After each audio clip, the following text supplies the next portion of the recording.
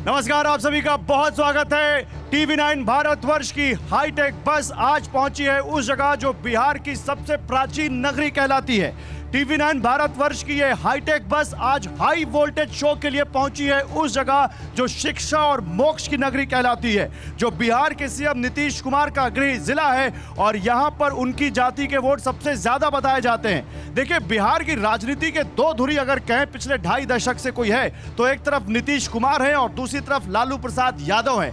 आज हम बात करेंगे कि इस चुनाव में आखिर नीतीश फैक्टर कितना अहम है। कहते हैं नीतीश इस समय जिसके साथ हो जीत उसी की होगी, लेकिन नीतीश कब किसके साथ होंगे यही सबसे बड़ा सवाल अब हो गया है। तो आज इस पर भी हम बात करेंगे, नीतीश फैक्टर पर बात करेंगे। हमारे साथ तमाम पार्टियों के प्रवक्ता है, नालंदा की जनता है। एक बार जोरदार तालियां नालंदा वालों के लिए, इतनी तेज कि पटना तक आवाज आए भैया। देखिए, नालंदा की जनता यहाँ पूरे जोश के साथ हमारे साथ है, लेकिन हम इनसे बात करें उससे पहले हमने, क्योंकि हम कोशिश करते हैं कि हम बड़े चेहरों से बात करें, बिहार की नब्ज टटोले। बिहार में पटना साहिब सीट से बीजेपी के प्रत्याशी, सीनियर लीडर बीजेपी के पूर्व केंद्रीय मंत्री रविशंकर प्रसाद बिहार की पॉलिटिक्स पर, देश की पॉलिटिक्स पर, 400 सीटों पर, राहुल गांधी पर, प्रियंका गांधी पर, तेजस्वी यादव पर क्या कह रहे हैं, पहले आप ये सुनिए। और देखिए, आज टीवी9 भारतवर्ष की इस हाईटेक बस पर हमारे साथ एक और खास मेहमान है। हमारे साथ रविशंकर प्रसाद जी हैं, पटना साहिब से बीजेपी के प्रत्याशी हैं, केंद्रीय मंत्री रह चुके हैं। बीजेपी के लिए अक्सर टीवी पर आप इनको बात रखते हुए देखते हैं। सर, बहुत स्वागत है आपका टीवी9 भारतवर्ष की इस हाईटेक बस पर। धन्यवाद धन्यवाद। कैसा चल रहा है सर चुनाव? मेहनत कर रहे हैं, जीतेंगे। नरेंद्र मोदी को लोग प्रधानमंत्री बनाना चाहते हैं तीसरी बार। देश के लिए, भारत के विकास के लिए, गरीबों के कल्याण के लिए, ईमानदार शासन के लिए, और मैं उनका सिपाही हूँ पटना साहिब में। मुझे आशीर्वाद मिलेगा, ऐतिहासिक जीत होगी। लेकिन आप जहां पर एक बड़ा फेस है, वही सामने कांग्रेस पार्टी ने एक नया फेस दिया है, अंशुल अभिजीत। हालांकि उनकी राजनीतिक लेगेसी है फैमिली की, लेकिन वो आपके सामने जूनियर हैं, तो उनको चुनौती मानते हैं आप? देखिए, मेरे बारे में आप एक बात जान लीजिए। मैं जब 2019 में मैंने शत्रुघ्न सिन्हा को हराया था, तभी मैंने उनका नाम नहीं लिया था। मैंने सिर्फ यही कहा था कि पटना साहब की आवाज़ अब खामोश नहीं रहेगी, और लगभग मैंने उनको 2,90,000 वोट से हराया था। आज भी कांग्रेस पार्टी के उम्मीदवार का मैं नाम नहीं लूँगा, स्वागत है उनका। मैं अपने नेता, पार्टी की नीति, एनडीए की नीयत और मेरी अपनी साख पर चुनाव लड़ रहा हूँ कार्यकर्ता के रूप में। पिछली बार बिहार में 39 सीटें मिली थी एनडीए को, इस बार लोग कह रहे उतनी नहीं आएगी। 40 जीतेंगे, देखिएगा। देखिए, आपको हम एक बार बताएं, इसका एक कारण जान लीजिए। इसमें कोई अहंकार नहीं है, बहुत विनम्रता है। 14 में आप लोग कहते थे कि सरकार बनेगी, सरकार बन गई। 19 में सवाल था आप लोग का, क्या जीतेंगे दोबारा, और बड़ी जीत हो गई। इस बार और बड़ी जीत होगी। देखिए, एक बात आप लोग समझिए, नरेंद्र मोदी ने जो गरीबों के लिए काम किया है, जो कोरोना में काम किया, जो टीके लगे, जो प्रधानमंत्री आवास योजना लगी है, और ये सब बिना किसी विभेद के हुआ है, तो जनता उसको देखती है ना। बाकी जो देश का विकास हुआ है, बाकी विकास हुआ, तो देखती ही देखती है। स्थायी सरकार से क्या होता है जनता को महसूस हुआ है, और जो खिलाफ में हैं उनकी नीति क्या, ये भी देख रहे हैं। तो जनता बहुत समझदार है, उनको समझदार करने में आप लोग की भूमिका है। वो काफ़ी इन्फॉर्म्ड है, और वो समझती है कि देश के लिए कौन ठीक है, प्रदेश के लिए कौन ठीक है, म्यूनिसिपैलिटी के लिए कौन ठीक है। लेकिन अभी प्रधानमंत्री आए, आपके लिए रोड शो किया उन्होंने, आप भी उनके बगल में खड़े थे। तेजस्वी, और काफ़ी भीड़ थी उसमें, तेजस्वी यादव कह रहे हैं कि ये लोग रोड शो करते हैं, हम जॉब शो करते हैं, और हमने जॉब देकर दिखाया 17 महीने में। हाँ, हमने सुना है, जमीन दो, रेलवे की नौकरी लो, ये भी एक तो है ना, केस चल रहा है उनके खिलाफ ना। अपने समाज के लोगों से भी जमीन लिया उन्होंने, तो ये भी मॉडल है। देखिए, जब आपने कहा है तो आज इसको हम क्लैरिफाई कर देते हैं। मुख्यमंत्री करते हैं कि वो करेंगे, ये झूठी बात आज थोड़ा हम आपके चैनल पर बताना भी चाहते हैं। नरेंद्र मोदी सरकार में लगभग 7 करोड़ लोग एम्प्लॉय प्रोविडेंट फंड में रजिस्टर हुए हैं ना, तो वही होता है ना जिनको जॉब मिलती है। लगभग 9-10 लाख लोगों को डायरेक्ट गवर्नमेंट ऑफ इंडिया में जॉब मिली है। इतनी सड़कें बनी हैं, गांव में बिजली पहुंची है, डिजिटल इकॉनमी बढ़ी है, आईटी में एक्सपेंशन हुआ है, तो नौकरी मिलती है कि नहीं मिलती है? मैं आईटी मंत्री था, 2 फैक्ट्री थी मोबाइल की, आज 270 फैक्ट्री है, लगभग 8-10 लाख लोग डायरेक्ट इनडायरेक्ट काम करते हैं। Gig economy, e commerce economy, mobile manufacturing दुनिया में सेकंड, ऑटोमोबाइल मैन्युफैक्चरिंग दुनिया में सेकंड, दूध उत्पादन में दुनिया में 1। देख लीजिए, अभी देखिए इस पर चल रहे हैं, ऐसी बहुत सी चीज़ें बनी हैं। तो मेरा खाली कहना यह है कि बोलने वाले बोल दीजिए, उनको दावा करने दीजिए, उनका मॉडल क्या है सब लोग जानते हैं। तो फिर आप लोगों ने मटन और मछली को भी मुद्दा बना दिया। अच्छा ये बताइए क्यों नहीं बनाएंगे?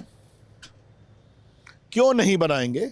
नवरात्र में आप मछली खाइए, आप खाल करके ट्वीट कर रहे हैं, दिखा रहे हैं, इसका मतलब क्या है? इसका क्या मतलब है? ये तो भावनाओं को आप आहत करते हैं ना, ये ठीक नहीं है। आप अपने निजी रूप से जो भी करिए, ये आपका विषय है, लेकिन कृपा करके इस तरह से लोगों की भावनाएं मत आहत करिए। अच्छा, 400 सीटों को लेकर भी जो आपका नारा है उसको लेकर भी बड़ा बज़ है। विपक्ष पूछ रहा है 400 सीटें, बल्कि आरोप लगा रहा है कि वो संविधान खत्म करना चाहते हैं, लोकतंत्र खत्म करना चाहते हैं। मेरा सवाल यह है कि 400 सीटें क्यों? बहुमत तो 272 273 पे भी आ जाएगा। अभी भाजपा को और एनडीए को कितनी सीटें हैं?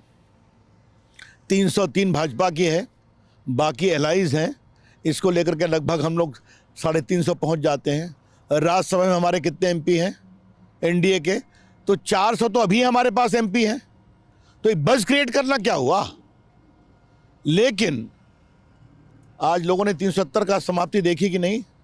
आज कश्मीर में तिरंगा लहरता है कि नहीं? आज 3 तलाक समाप्त हुआ कि नहीं? आज प्रभुराम का मंदिर बना कि नहीं? मेरा परम सौभाग्य है कि 3 तलाक समाप्त करने में कानून मंत्री के रूप में पीएम के निर्देश पर मुझे काम करने का मौका मिला।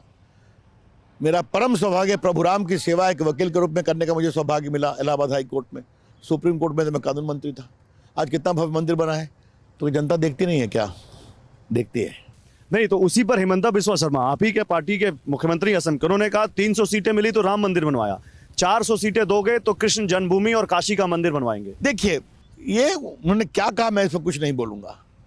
मेरा सिर्फ कहना यह है, लोगों की भावनाएं हैं ना, मामला कोर्ट में, इसके आगे कुछ मैं नहीं बोलूंगा।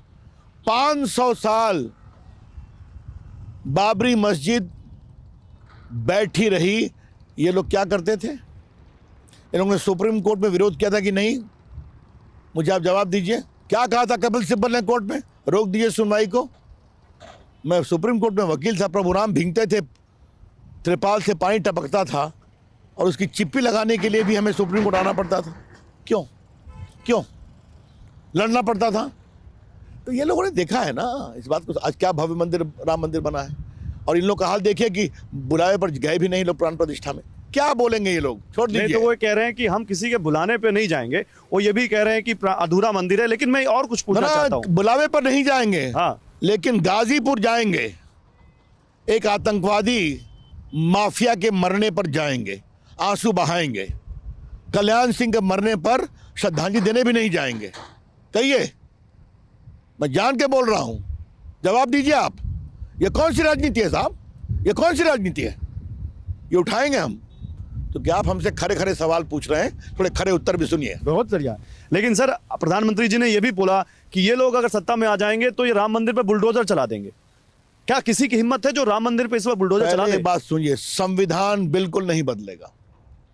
हमारे प्रधानमंत्री ने कहा है ना, अमित शाह जी ने कहा है ना, पूर्व कानून मंत्री रविशंकर आपसे कह रहा है, संविधान कभी नहीं बदलेगा। SC ST का आरक्षण कभी नहीं हटेगा, OBC का आरक्षण कभी नहीं हटेगा। लेकिन हाँ, अगर आप मुसलमानों को धर्म के आधार पर आरक्षण देंगे तो ये संविधान अलाउ नहीं करता है। बाबा साहब अम्बेडकर की बात सुन लीजिए। तो कर्नाटक में क्या कर रहे हैं आपने देखा है। तो मेरा खाली कहना यह है कि आप छोड़ दीजिए उनकी बात को। नहीं, वो राहुल गांधी तो संविधान की प्रति लेकर आते हैं, दिखाते हैं अपनी सभाओं में कि देखो ये संविधान है, अगर इसकी रक्षा करनी है तो इंडिया गठबंधन को वोट दो। राहुल गांधी संविधान समझते हैं। आज TV 9 पर मैं एक चैलेंज करता हूं, फंडामेंटल राइट का एक आर्टिकल राहुल गांधी जी बिना पढ़े बता दें तो मुझे बहुत गौरव होगा। छोड़िए उस बात को। नहीं, वो आपको चैलेंज कर रहे हैं, प्रधानमंत्री जी को चैलेंज कर रहे हैं डिबेट के लिए। राहुल गांधी पहले अपनी पार्टी के अंदर डिबेट करें, कोई शिष्टाचार की डिबेट होगी। क्या कहे थे? मुझसे नरेंद्र मोदी आंख नहीं मिला सकते, मैं बोलूंगा तो भूकंप आ जाएगा। याद है ना, संसद में बोले थे वो। जवाब देने के लिए मुझे ही कहा गया था पार्टी की ओर से। तो मैं खड़ा हुआ तो मैं चुपचाप रहा। स्पीकर साहब ने कहा रवि जी बोलिए। कहा सर भूकंप अभी तक नहीं आया, मैं भूकंप की प्रतीक्षा कर रहा था। फिर वो चले गए। वो तो अब क्या राहुल देखिए, मैंने सदन के अंदर कहा है मैं राहुल गांधी को गंभीरता से नहीं लेता, वो होमवर्क नहीं करते, बड़े खानदान के हैं, छोड़ दीजिए। TV9 को गंभीर माने, देश ने भी उनको गंभीरता से लेना बंद कर दिया। इंडिया गठबंधन के नेता हैं रविशंकर जी, और वो एक चीज उन्होंने और कही, उन्होंने कहा कि मैं जो चाहूं प्रधानमंत्री से बुलवा सकता हूं। मैंने अदानी अंबानी का नाम लिया, प्रधानमंत्री ने 2 दिन बाद लिया। रोज नई नई बात बोलेंगे। वो तो माओवादी बात भी कहते हैं, सब संपत्ति छीन लेंगे, सर्वे कराएंगे। वो तो ये भी बोलते हैं हिंदू धर्म में शक्ति का जो स्वरूप है वो समस्या है। तो राहुल गांधी से क्या कोई बात करे? देखिए श्रीमान, आप उन्हें गंभीर लीजिए। TV9 पर और बहुत गंभीर विषय में बात करने के लिए उस पर किया जाए। आप क्योंकि सरकार में रह चुके हैं, आपको सरकार का अनुभव भी है, संगठन का अनुभव भी है। 6 महीने में जैसे मोदी सरकार तीसरी बार बनेगी, POK भारत में शामिल हो जाएगा, ये कह रहे हैं योगी आदित्यनाथ। ऐसा संभव है? हो जाएगा? आपकी जानकारी के लिए लोकसभा का एक रेजोल्यूशन है, 95 में नरसिम्हा राव थे प्रधानमंत्री, कि यही कश्मीर नहीं पूरा कश्मीर हमारा है। ये सर्वानुमति का प्रस्ताव है। आप वहीं जाइए तो आप देख रहे हैं कि लोग नारे कर रहे हैं कि हमें मुक्ति करो, यहाँ से पीटे जा रहे हैं, आर्मी अत्याचार कर रही है। अब आगे देखिए क्या होता है। लेकिन ये हमारी नहीं, POK तो भारत का, इसमें तो कोई दो राय है ही नहीं। वो तो पाकिस्तान ऑक्यूपाइड कश्मीर है। मैं ये कह रहा हूँ 6 महीने में कैसे आ जाएगा? अब छोड़ दीजिए ना कई बातों को, हर चीज का डिटेल्स आपके साथ मैं TV9 पर शेयर करूंगा क्या। लेकिन हाँ, देश की इच्छा है और शायद आपकी भी इच्छा है और TV9 की भी इच्छा है कि POK भारत का अंग है, क्यों नहीं सर, आना चाहिए। क्यों नहीं, बिल्कुल सर। कन्हैया बिहार से ही हैं, बेगूसराय में चुनाव लड़े थे, पिछली बार हार गए थे। कन्हैया वर्ग में बोलता नहीं, धन्यवाद। उनको पीटा गया अभी। अब कन्हैया वर्ग में नहीं बोलता हूँ, बिहार पे बात कर लेते हैं। बिहार के बारे में अभी क्या योजना है? तीसरी सरकार नरेंद्र मोदी जी की बनती है तो, क्योंकि नरेंद्र मोदी ने साफ कहा है कि बिहार के विकास की गारंटी अब मैं लेता हूँ, डबल इंजन सरकार। वो 3 बार बिहार आए चुनाव होने से पहले, शुरू होने से पहले।